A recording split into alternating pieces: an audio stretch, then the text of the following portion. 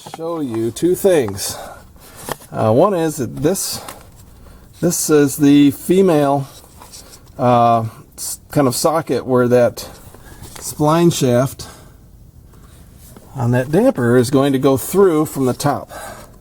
It's going to go down through here, and it snaps in to those three plastic pieces. And the bottom of the shaft will be even with this. You saw that when you took it apart, if you're paying attention to that point. When I took mine apart, I took a small screwdriver and pushed it in. It took several small screwdrivers. And I pushed them in like this.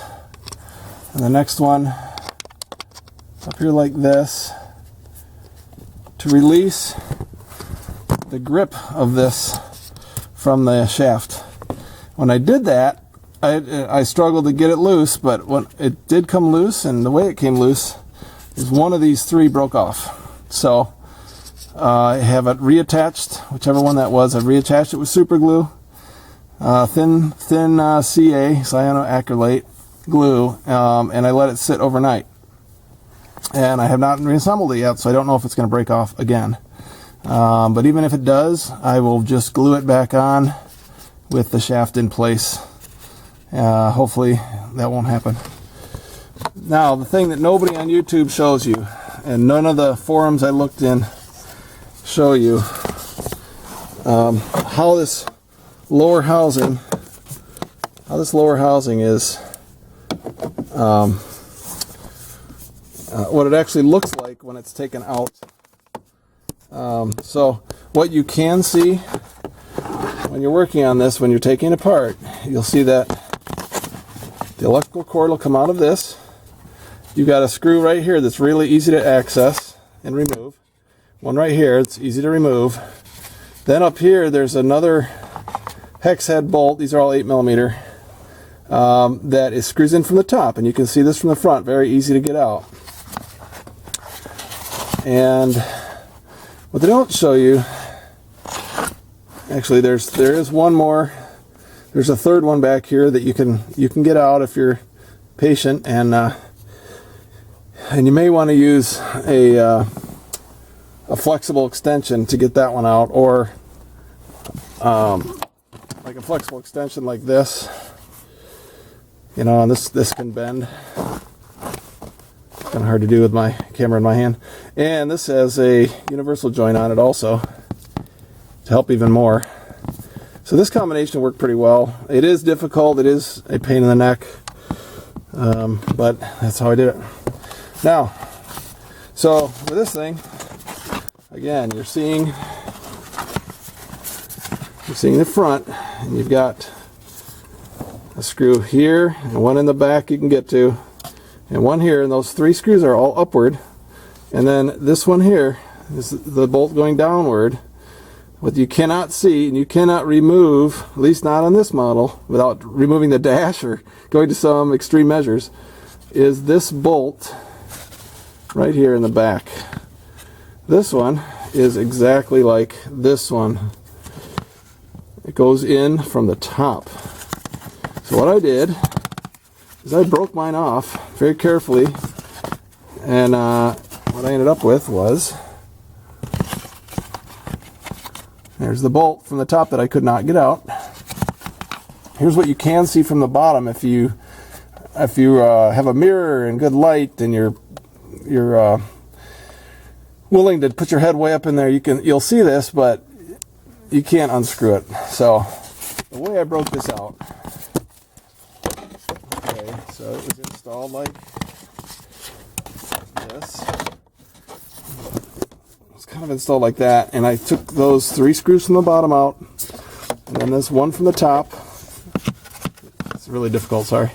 Took this one from the top out. The only one left is the one in the back, and I could feel it. I could feel it like acting like a hinge, and so I just flexed it, and then finally I just kind of pushed down, and it broke off with the intention of gluing it back in. Good thing about that, the way it worked out for mine anyway, is the upper housing piece is just from here over to there. That's all. So not much of it broke out. Even if a little air leaks through, it's fine. What I'm mostly concerned about is to make sure that this bottom pivot for that door, that rotating door, make sure that does not move around. So I don't want it to move up and down, left or right. So what I'm going to do is I'm going to glue this back in. And I'm just going to apply the glue where I can see that it broke. And the glue I'm going to use is, this is glue used for models. Gluing foam together, it's foam safe. And it's basically for model airplanes that are now made out of, quite a few are made out of foam. And you can get this on banggood.com for $1 a tube. I think you have to buy, I think that's where I got it. And I think I had to buy 4 or 5 tubes to get it at that price. But the reason I don't care about the foam safe, the reason I like this is it's very sticky when it is cured, but it can be pulled apart, and instead of using epoxy or cyanoacrylate on this, those, I think those would be too strong. And I think that putting silicone on here would be too weak. Silicone is not an adhesive. It's generally a sealant. It's not meant to adhere with under tension. So I'm going to put some foam safe glue along here. And when I put it back up in there, I'll insert this shaft on the door, rotating door, through that opening in the bottom. Hopefully it clicks in, but I'm not sure exactly how I'm going to hold this in place when I put that on. I might just put a tool up through here, like a screwdriver, just to hold it. So kind of like this.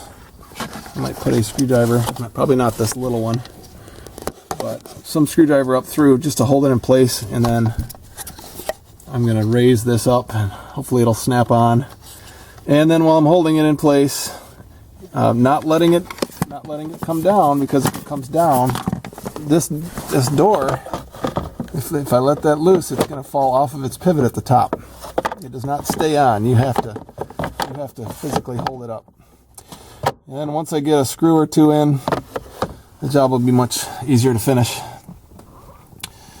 So I hope showing you this top bolt in the back has really helped, because I know I couldn't find it anywhere how that was connected.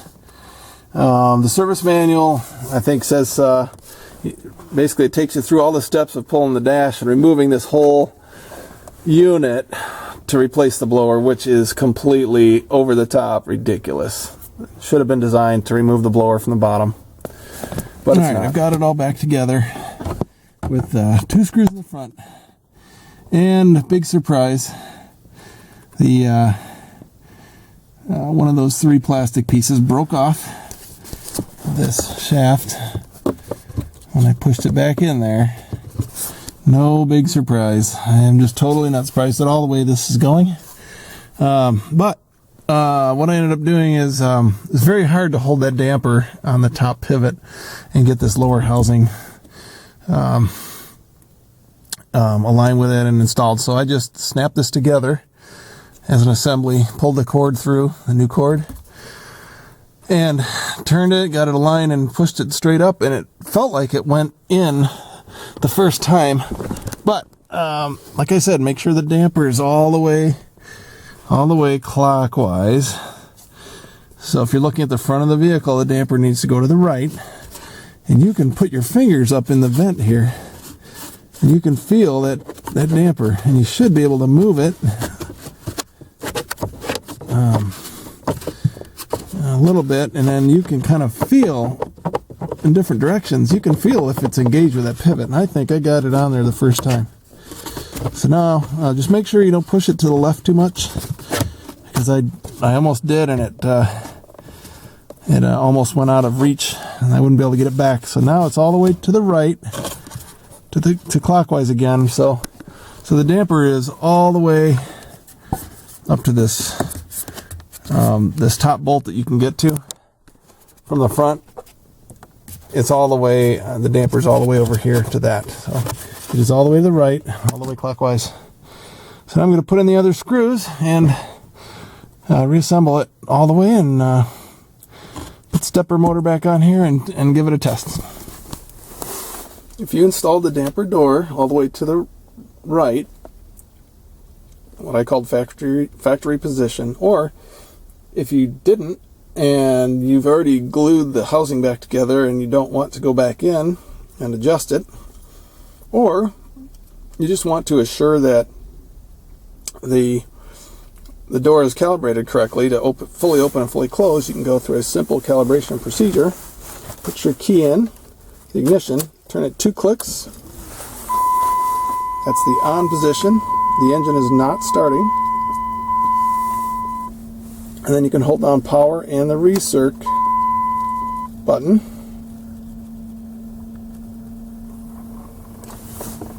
And you'll get the repeated flashing of the recirc door and delay. And you'll be able to hear the door moving fully all the way left, fully all the way right. And the computer will memorize those endpoints. And you'll be all set to go as soon as the blinking stops. That's about 30 seconds or so. Set to go. You can start your engine and leave or turn the key off. Alright, I've got it back together. And on low speed. On low speed, it's running low speed. High speed's running on high, which is good. And so I'll turn it down low, and what that damper does is it changes how much outside air is coming in. So this button right here, when I hit this, I'm going to hear it change over. The symbol comes on. So I can hear the air changing over. I can hear the damper moving over there.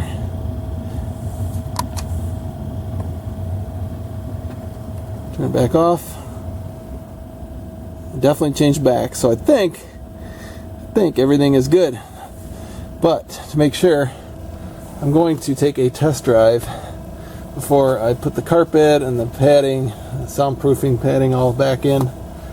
Make sure I've got heat and cold, inside, outside air, different fan speeds, make sure it runs it automatic, and go from there.